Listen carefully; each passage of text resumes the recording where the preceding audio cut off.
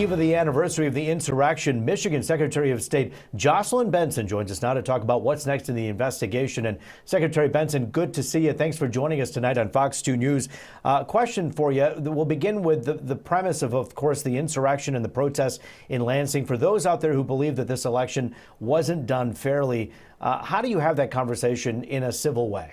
Well, yeah, I think we certainly, we're in a moment of, great peril for our democracy. It's a five-alarm fire that we all must recognize and prioritize our work to defend democracy right now against an ongoing, escalating, coordinated national effort to dismantle it from within.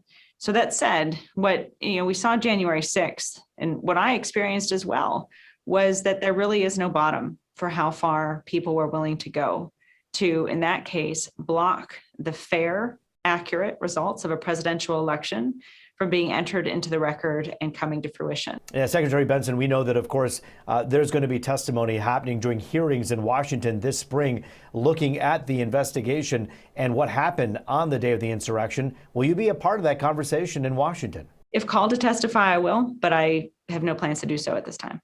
And so we'll wait and see whether or not you'll be appearing there. In the meantime, what are you hoping will come out of this? Well, I think that one of the ways we can ensure that the tragedy of January 6th is never repeated is by holding accountable those who not just were there, but those who helped create an environment that led to hundreds of thousands of people trying to undo our democracy, particularly leaders who have, and conspiracy theorists and election deniers who have spread misinformation every day, every month, every year, in the year since, making sure there's consequences for those who would lie in an effort to undo democracy and deceive citizens, and that there are real consequences for those who will threaten violent acts or even, sort of suggest them, call for them to, make sure that we're holding everyone accountable and seeking real consequences so that we can ensure this doesn't become a norm.